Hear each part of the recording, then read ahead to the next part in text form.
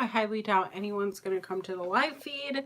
But hey, I'm about to record the podcast, so this is what you get. Just in my room. Hope you enjoyed the aesthetics. All right. I need to get my cheat sheet up. Kind of has like all like the what my name is. To be honest, I need to be reminded of that. Guys, I haven't gone live on... I haven't done anything on my YouTube channel in so long. I feel a little bit like a loser, but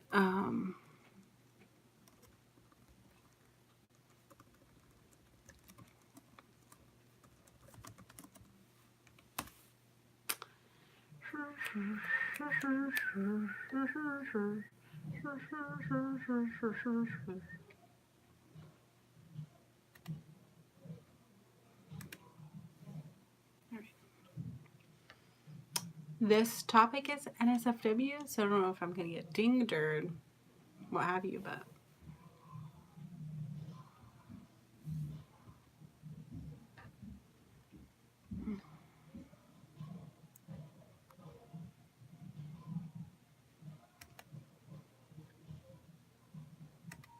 Interesting. Okay, why is this not showing up?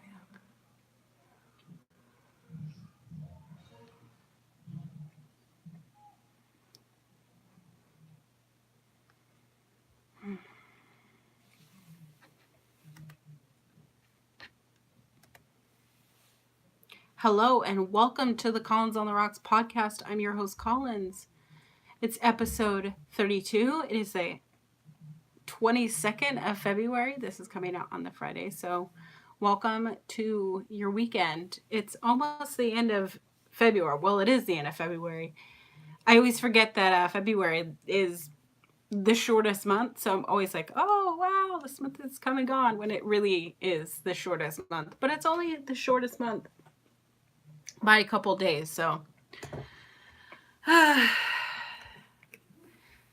it's been an interesting month.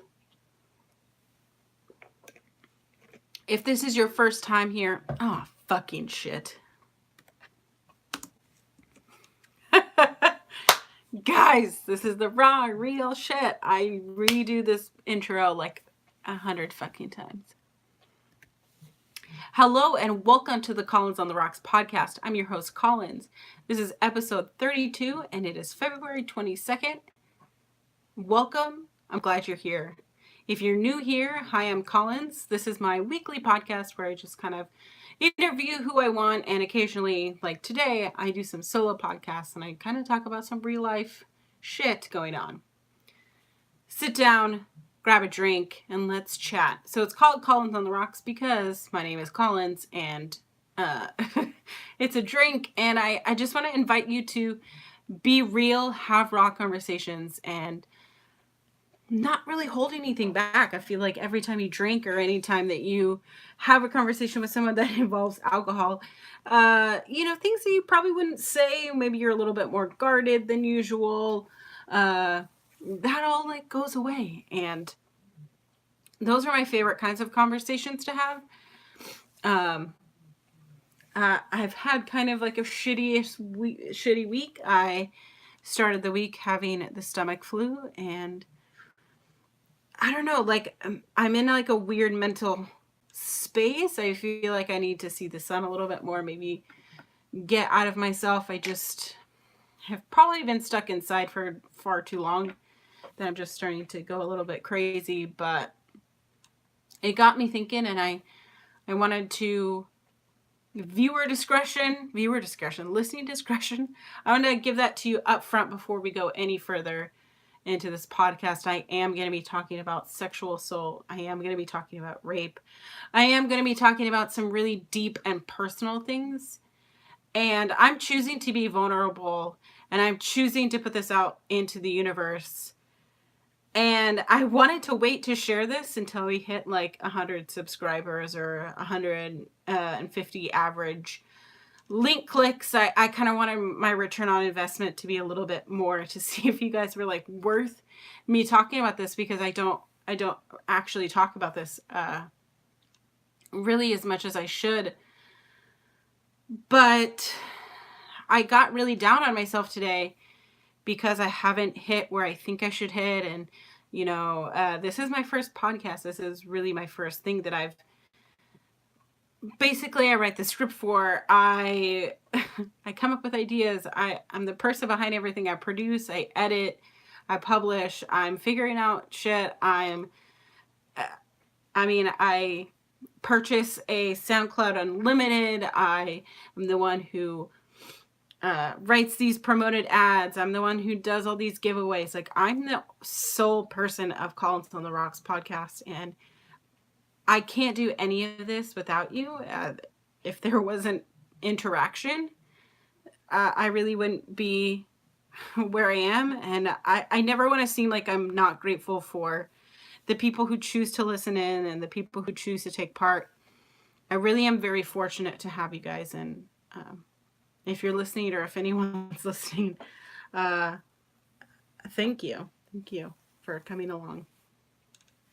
Before we jump in, now that you know the topic, remember, you can find us on Instagram at Collins on the Rocks. We've been putting up a lot of, you know, polls and suggestions and pictures and memes, and I don't want you to miss anything. So go find us on Instagram.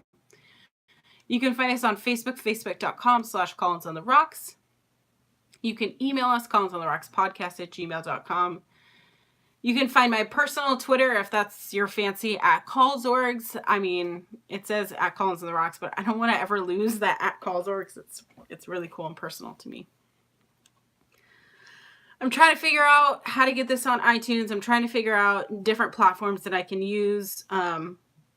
I looked at Podbean earlier today, trying to get this on iTunes, trying to get this on Spotify. But thank you for being patient with me while we're going through. And I really appreciate you guys taking a chance on a small podcast like myself. I'm really putting it off. Talking about what this is all about. So let's dive in. Here we go. All right. So some of you know that I was raped in 2015. And if you don't, and you thought I was a totally normal person that this didn't affect, well, I'm sorry. Sorry to disappoint you. I don't know. But I wanted to talk about it mainly because things that have kind of transpired this week. There's this whole thing about what is your truth and what's your story and what makes you who you are. And this week, I'm not going to name his name because this is not about that. But there's a certain actor who fabricated a story to seem more legitimate. And people believed him. They believed that his story was what it was. But it ended up that he paid people to basically commit a hate crime against him. And he fabricated everything. And he did it just for money, to get more money. Possibly to bring attention to the show. So I feel bad for him, but it kind of like makes everything hard for those who have hate crimes committed to them and people who are scared to come out about their stories and real life things that happen. And whenever people talk about rape, and whenever people talk even about like sexual harassment or like things that happen to people, like when you delegitimize, is that a thing? Is that when you make something not legitimate? Like when you make it so that people's stories aren't widely accepted, or oh, you wouldn't have been raped, or oh, you wouldn't have had this happen to you, or oh, you wouldn't, because people do this. People lie about shit. They lie about shit, and it makes people who've actually had that shit done to them, it makes them seem fake or phony or whatever. I don't know. It's why I've kept myself so contained in my own shit, because I'm so scared that people are going to hear my story and say it's not real, or they are going to pick it apart or say, oh, this doesn't match up, or oh, this doesn't, whatever. Like, I just want to let you know, this is the story that I remember. And I'm going to tell you some parts leading up to it, and I'm going to tell you the things that cultivated because of it. And I'm not telling you to glamorize it or to make you feel sorry for me.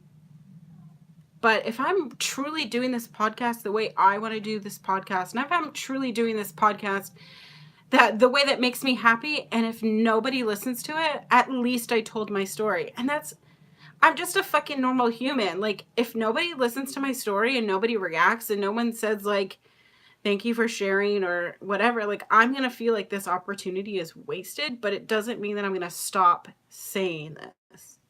It doesn't mean that I'm going to stop being an advocate for those who need a voice, who have a story that needs to be told. And I'm not telling this story so that you feel like you have to feel bad, or that you, like, if you're just gonna, like, use a story against me or be rude to me about it, click out. Stop wasting your energy. I've had enough hate this week, I feel like I always want a break from social media because I am vulnerable and I put myself out there. And I know that 90% of you are so positive and have good intentions and really make me feel like I have a space to come and talk about all this stuff.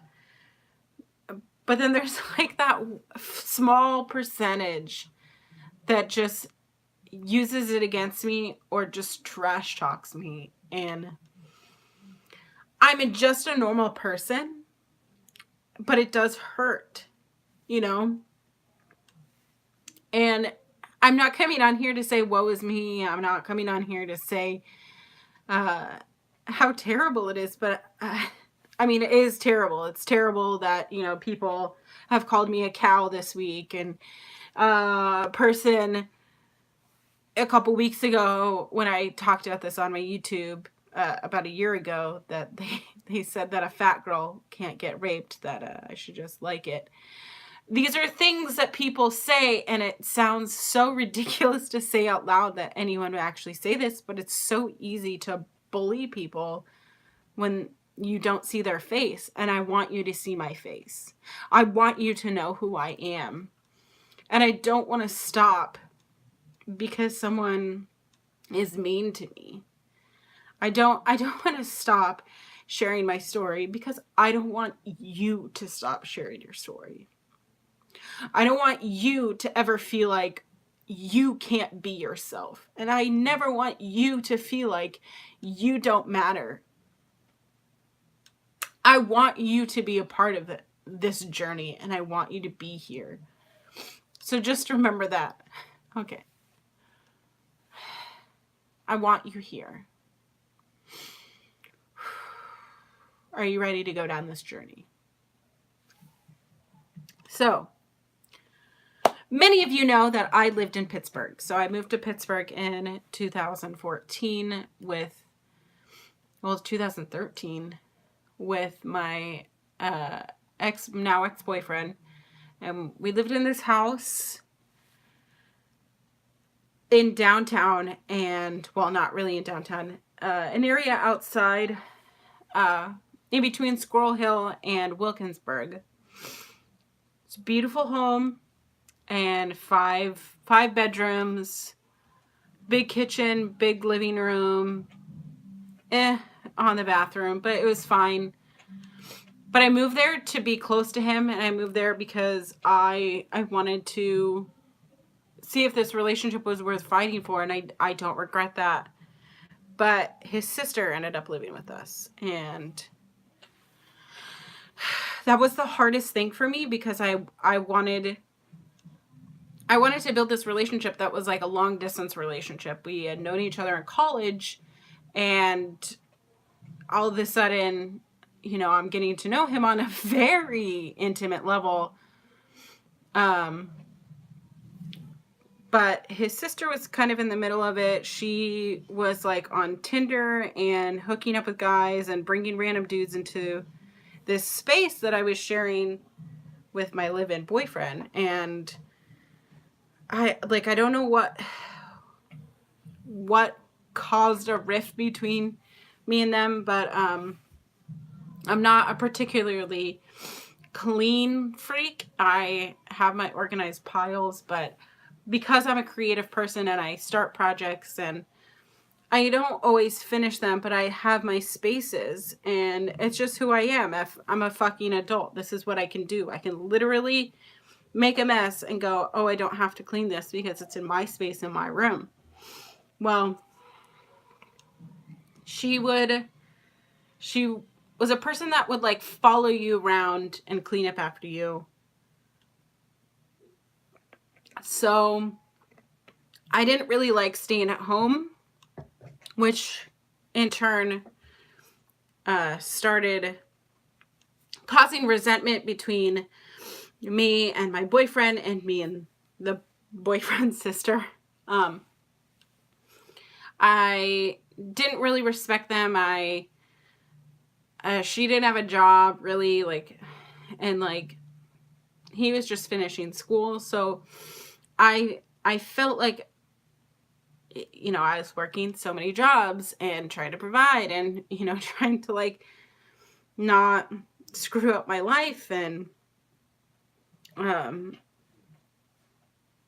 I felt the dissonance between me and my ex-boyfriend, and it caused me to pick up a third job. It caused me to start doing extra trainings at Sephora when I worked there, and it caused me to sleep over at my best friend Christy's house. I didn't want to be at home because I didn't feel welcome. So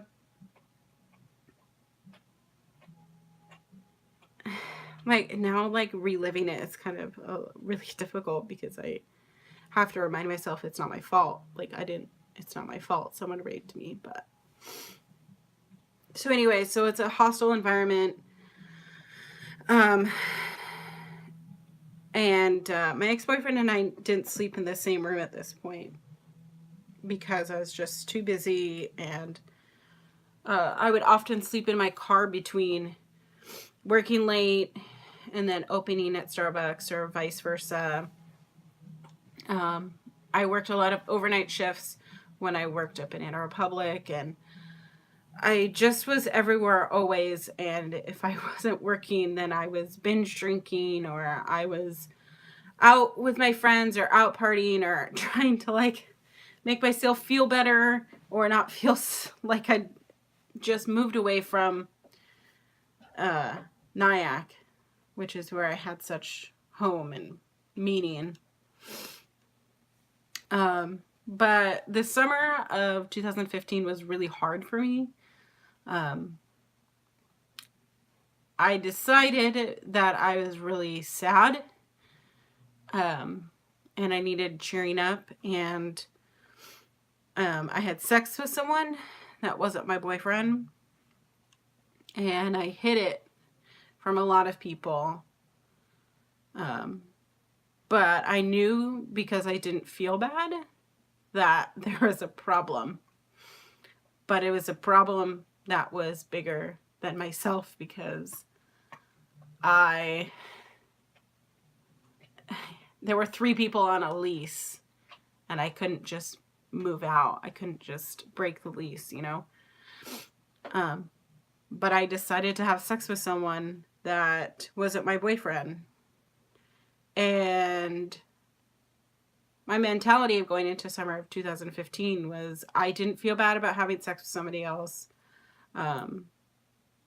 It was a lot of, I was breaking up with my live-in boyfriend only for a couple days later for him to be like, let's get back together. Let's talk about this. We'd get back together. Like, things would be great for a couple days or a couple weeks or maybe a month. And it just, like, if I got to use like an analogy, it would be like I'm a bird and he's trying to cage the bird because he wants the bird home and domesticated, but I never felt like I could spread my wings. I don't know, that sounds so stupid, but he was so Midwestern, and there's nothing wrong with being Midwestern. Like, I love my friends who are from the Midwest. That's not the lifestyle that I wanted. I didn't want a cookie cutter house. I didn't want the 2.5 kids with the lawn. I didn't want a church wedding. I didn't want to be courted. I didn't want to wait until marriage to have sex, which is what he wanted. I didn't want that. I had needs and I needed them to be met. And I didn't do the right thing.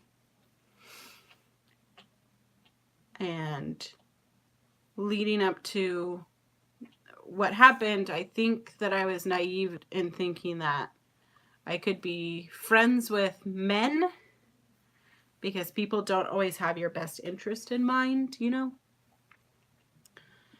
But,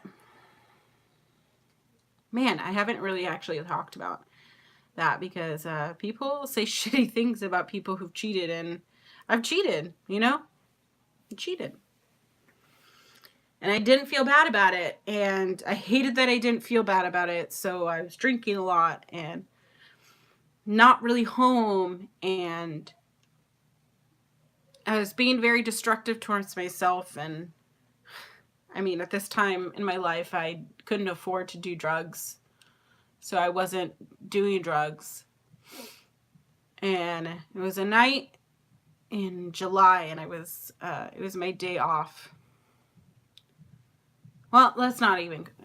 Okay, so there was this guy who used to come into Starbucks. I would usually open on Sundays, but he was a student, and I don't even fucking remember what school. Maybe University U of Pitt. I don't know, or Pitt. I don't know. I just know that he lived in the South Side. But he had friends who had an apartment in Shadyside, which is where I was working. And he'd always come in, be like friendly with me, but like he never stayed very long. He didn't, loiter Starbucks. But he has red hair and glasses. And I'm not going to say his name on my podcast because I don't need FBI agents trying to find him. And when I say FBI agents, I mean probably people listening right now. But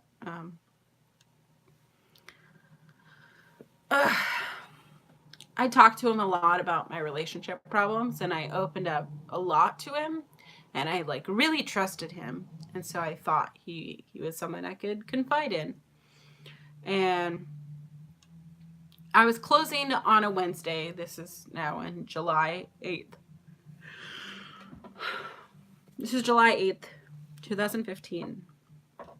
And he asked me what I was going to do after work. I never worked Wednesdays. But many of you know I really like sports. And I got super into the Pirates, which is a baseball team. And I was just going to go after work to the sports bar kind of down the street and watch the Pirates. They were playing the Padres. And I remember that specifically because, in Washington State and in Seattle, they're in the American League, and I was just getting to know all these National League teams. So it's like going down rosters and going through things, and it was a really great distraction. It really was. But he decided to tag along, and I was like, oh, great, cool. Like, I can have someone to like sit at the bar with. And he was complimenting me, told me how beautiful I was. And, you know, I wore this godforsaken polo when I worked at Starbucks, because that's back when they still had a uniform where you had to have a black collared shirt or a white collared shirt, but who the fuck wears white at a coffee shop? And then black or khaki pants. So I just wore black on black because it's what I like. And I still just really like black. But I was wearing a black polo, and I was wearing khaki, like guy shorts, like those cargo shorts, because it was so hot and I didn't feel like changing into anything else. And I was wearing my black Vans. And we got to this bar, and they had the game on, and I'd ordered a beer, and he's like, oh, like, I'll just order a beer. And I took out my nose ring while I was working, and I was like, oh, I'm going to go to the bathroom and put my nose ring on. So I went to the bathroom and put my nose ring in.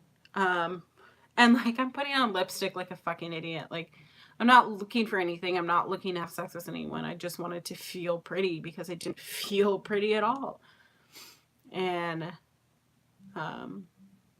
I was so sick of my store manager at Starbucks, because she's the type of manager that would pad her schedule, meaning that she would have like 8 baristas working while she was working, so that she never had to go on the floor and make drinks and connect with customers, or like bus tables or clean bathrooms. Like, she just made everyone else do her shit.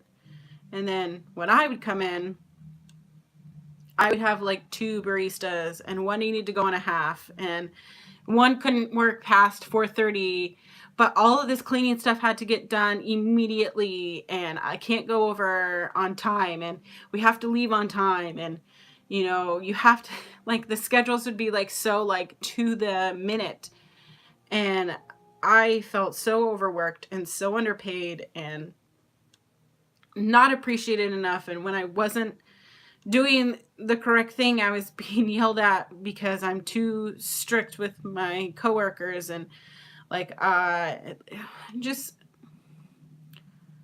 imagine the worst store manager you could ever have, who doesn't care about it, but is expecting you to care about it.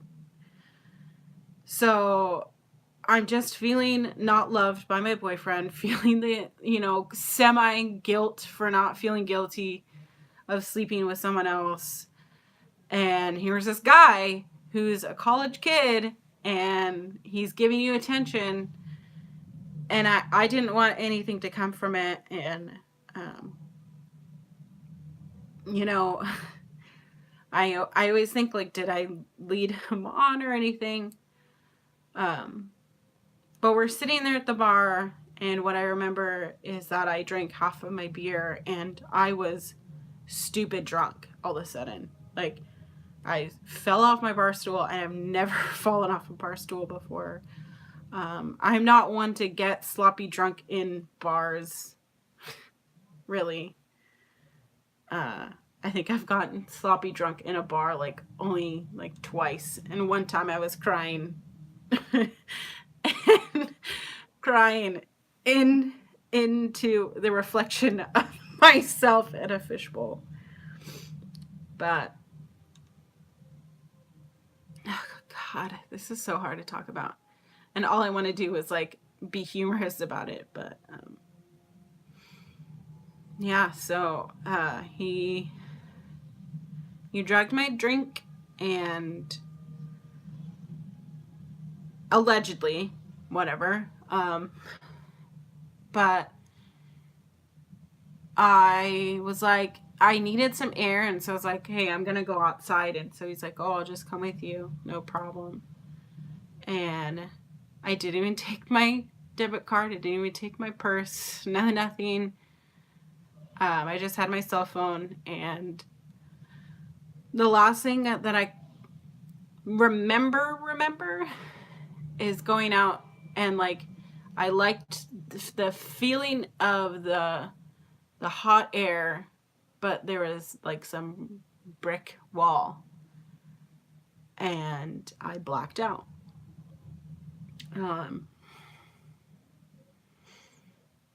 I woke up many hours later feeling like my hip had been run over by a truck, and there was probably blood. I had like, it was either like syrup or something, but my khaki pants had what appeared to be blood, and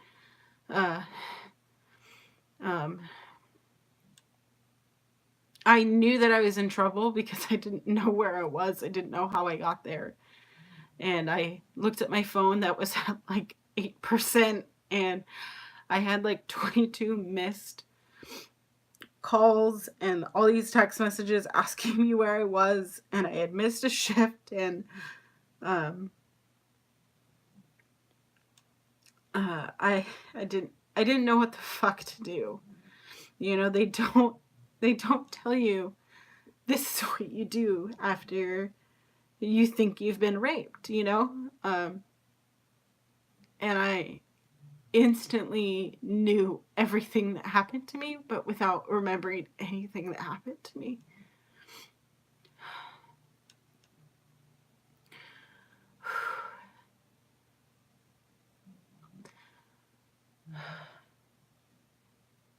So I gathered my stuff, had no idea where my underwear was, so I was just literally like bleeding on these khaki jeans. But I just wanted to go home and go to my bed and take a shower.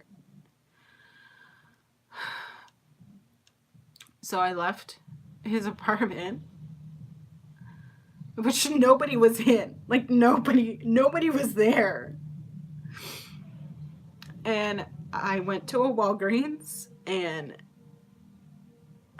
in fact, I can't go into a Walgreens anymore. Like, because every Walgreens is literally like set up the same, you know? And it all has that like same smell. So I can't go to Walgreens anymore. But I remember getting Advil, and I remember getting a really big Gatorade, and I got in my car. I found out where my car was. I had my keys, no wallet, and I drove home. One of my friends worked at the bar that I went to, and he had sent me a Facebook message saying that I left all my stuff there, and he was asking if that's okay.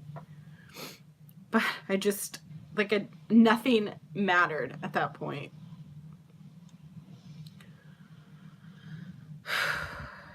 And so I went to my apartment. Nobody was home. I took a shower, and I just cried. I just cried. I never felt more like a piece of shit in my entire life than that moment.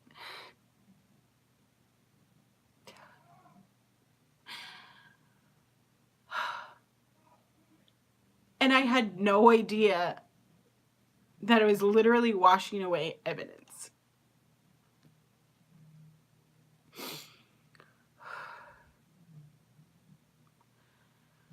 And so I sat on my bed after my shower, and Jordan had come home with flowers or some sort of bullshit that made me feel super guilty.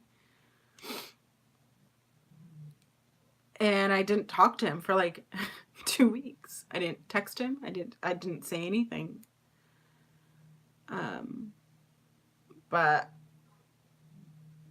2 days later, I started feeling sharp pain in my my uterus. So I knew something was off, so I like went to like the urgent care, and I told them, you know, because they asked me if I had uh trauma, and I told them that I didn't really know, and they said that anytime that there's trauma, they have to fill out a police report. So that's when a police report came in, and I mean, I feel like the rest is just like a blur, but I remember being questioned and like going through the whole thing, but I just remember being like, you stupid fucking idiot. Like, you caused this. You did this. You're the reason why all of this happened. Like, you're always the reason why you get stupid shit happening to you. And God, I can't even describe to you like how your brain just tricks you into thinking that you're like you're the reason why bad shit happens to you. Like, you're you're the reason why you're a piece of shit, you know?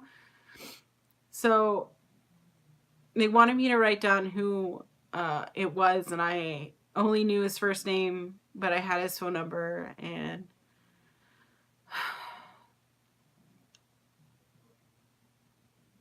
I feel like the rest of the story is so mechanical. Like, he was questioned. He said it was consensual. Like, he had text messages of like literally our conversations where I'm like telling like how nice it would be if he was my boyfriend, and like making me believe like it was my fault. You know, like it was my fault that I was raped, you know?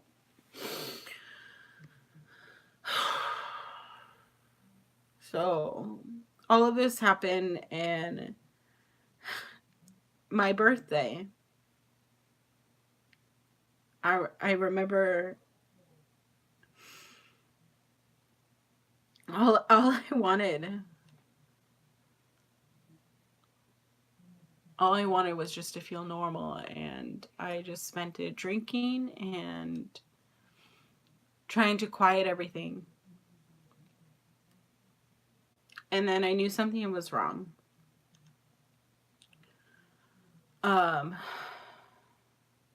It's about like 6 weeks after everything had happened, and I knew something was wrong internally. So with Starbucks, like, you get really good insurance. So I called the urgent care, and they referred me to an OBGYN who couldn't see me for another 6 weeks. And I was like, this pain is so bad.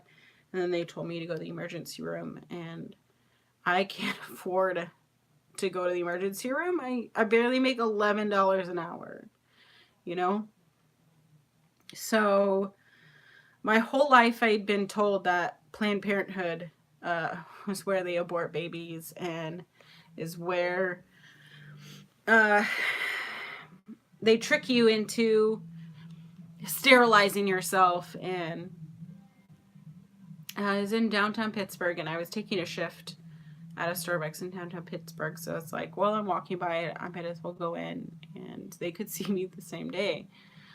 And they couldn't see anything on the original exam, but they had done an ultrasound and found some cells collecting in my fallopian tube. And they said, well, it's either you have cells in your fallopian tube, or you have a cell that's going to burst, or a cyst that's going to burst on your ovaries, which could be pretty threatening to, your overall uterine health.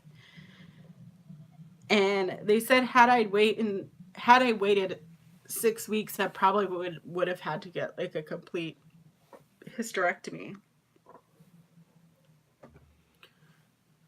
Which, if you don't know what that is, it's like the complete removal of all of your baby organs, like where the baby goes in the uterus. But they said that I had some weird, like, scar tissue. And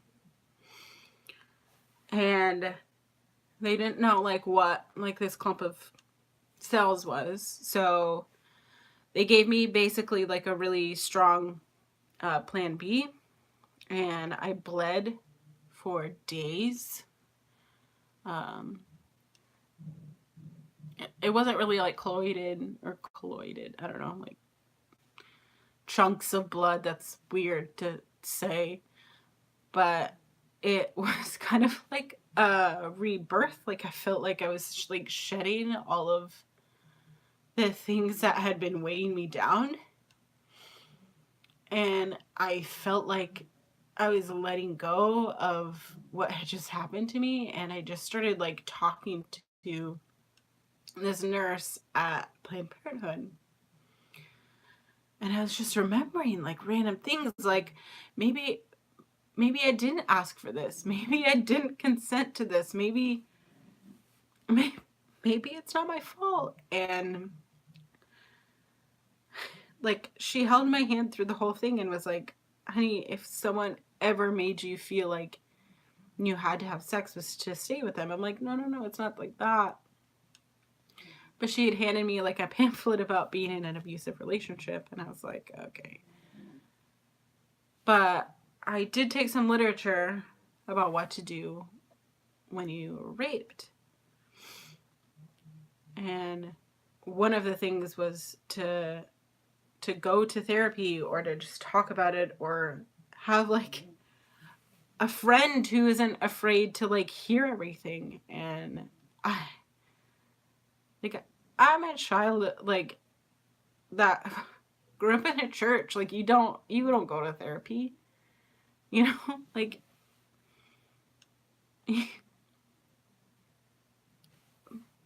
but for some reason, like, I knew I needed to start talking about it. And I started, like, talking to a person about this at the Planned Parenthood, and she asked me why I hadn't pressed charges against him, like, even a restraining order. And I didn't even know I could do that, you know? So it's things like this that it's like, nobody tells you what you're supposed to do. Like, all I've been told my whole life is to be modest and to dress modestly, and you, like, then boys won't lust after you or rape you. Or if you don't wear makeup, like, then boys won't touch you. Or if you just don't have guy friends, no one, like, they tell you what to do as a way to control you, and not, if this is what happens to you, you know, this is what you should do. And I've always considered myself a smart person, but I just needed, you know, to be loved at this time. And so I ended up telling my ex-boyfriend that we were over, and everything that I'd done up to this point. And I honestly think I destroyed him, and he bent over backwards trying to overcompensate and try to get me back. And I just needed out.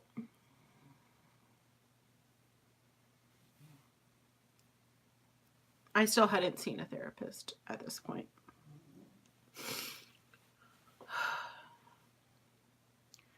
But my mom had a stroke right before Christmas 2015, and I knew that was the time that I needed to leave. So I bought a plane ticket, just saying that I was just going to go see how my mom was, and I had no intention of returning back to Pittsburgh. I had left my whole, everything I owned. I left everything and moved back here to be with my family. how do you tell your family you're running away from your life in Pittsburgh because you got raped? Like, how do you explain that to them?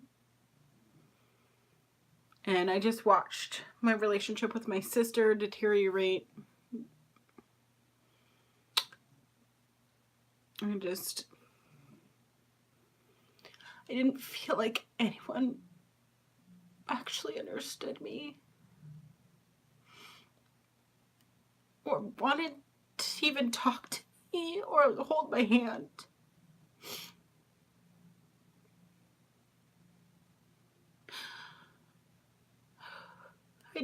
I didn't know where to turn. So I decided to go to therapy and see what free programs I could do. And I went to a group therapy for sexual assault victims, and like, I've never felt more out of place because I just was sitting next to a girl who had been raped by her uncle her whole childhood, and then another girl who was abused by her boyfriend, and here I am with this minor trauma compared to them. And I don't really like opening up in groups. It's not my thing. But I felt like it was an okay space to talk about, like, this, what I'm telling you guys today, how I cheated on my boyfriend and how I just needed someone to talk to, and they violated my trust. And it was in that moment that I realized I really needed actual therapy and to invest in something. So I started going to a therapist, and it's not like she didn't want to talk about my rape or talk about what had happened or talk about like things that were actually like, this thing happened to me, like, I'm fucked up now. She wanted to talk to me about intimacy, and guys, it's so hard because it's so easy for me to be this journalist or investigative or like trying to be relevant, or like, I just want to create content that you want to listen to, and I just want you as my listener to always respond to my polls on Instagram or always respond to my posts on Facebook. Like, I want you to be 100% engaged 100% of the time, and that's exhausting. That's exhausting. So I realized things about myself, like going through therapy and pausing therapy and going back to therapy. Like, I have to address my demons the way that they are. Like, I can't keep referring to my rape as sexual assault or sexual harassment or that traumatic moment in my life, you know? I have to address things the way that they are. And I have to address that my rape happened. I was raped. And it happened to me. You know? My rape happened to me.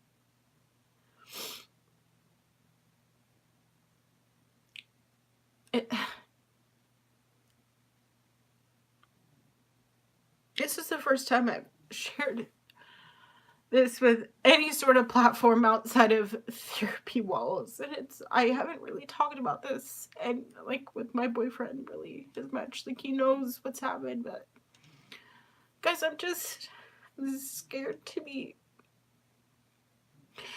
intimate and to share my story because it ended so poorly before, and I hate that that's like part of me, you know? I hate that that's like, because this happened in my life, I don't want to do this anymore. Because this happened in my life, I don't want to be real anymore, you know? I don't want to be that person. I don't ever want trauma or something in my life to be an excuse as to why I'm not real and authentic. But I'm so fucking scared that someone's gonna use this shit against me. I'm so scared that someone's going to pick apart my story and say this doesn't match up, or pick apart my story and be like, you're a fucking liar, when I'm not. Like, I think that my evident tears and my cracking voice, and like, I'm not that great of an actress. Like, I really am not.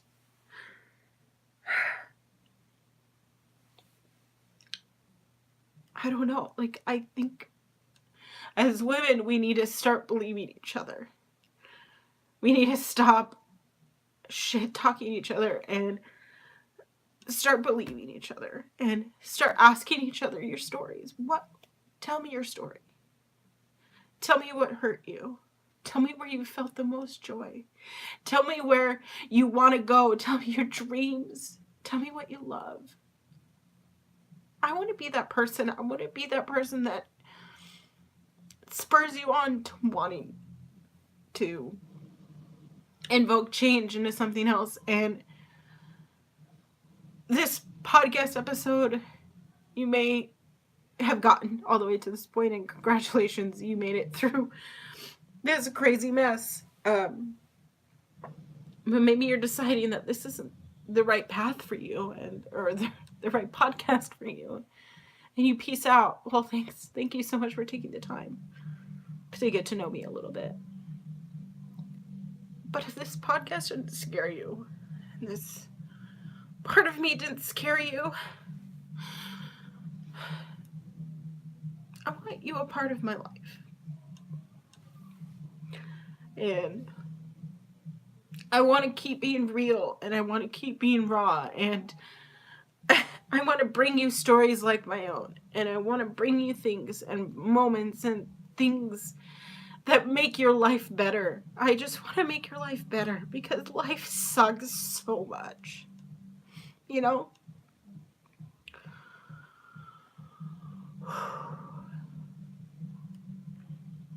And I love you guys. I really do. If you've gotten to this part and you're not scared of me, I love you. I fucking love you. Be a part of my life. But that's my rape story, and kind of in a way how I wound up here. And I hope it makes you piece together a little bit more of my life.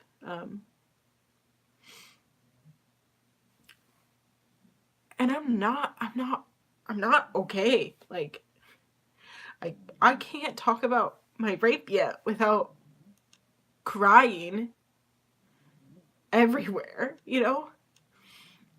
I can't talk about shit that's happened to me without literally breaking down and thinking that you're gonna leave me. I don't know. Abandonment issues, I don't know. But I'm not okay. But it's okay to not be okay right now. But what you have to be is kind to each other. You have to be kind. Because life sucks.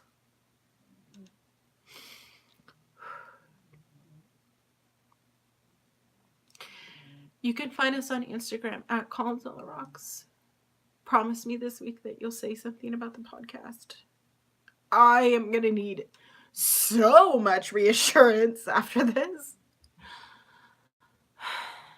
Let me know what you thought about this real, raw conversation. And if you couldn't listen to it, if you just, like, heard, like, the first 10 minutes of it and you just can't, let me know. Just say thanks for stopping by. But if you listen to all this, I need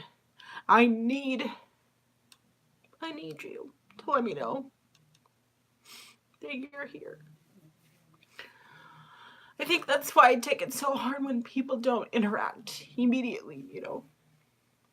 Because I'm being real. And this is energy that I'm putting into this.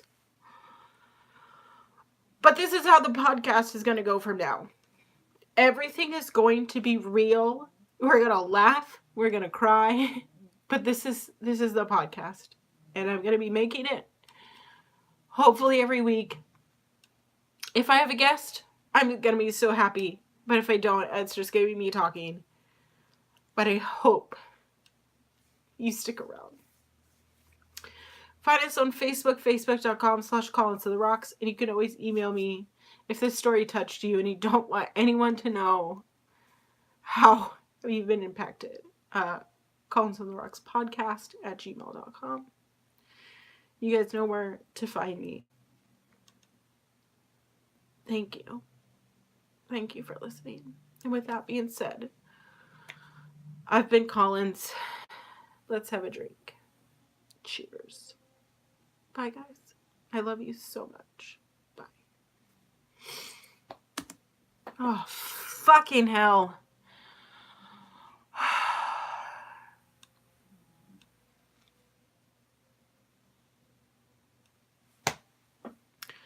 Thanks for watching, and I'll see you guys another time.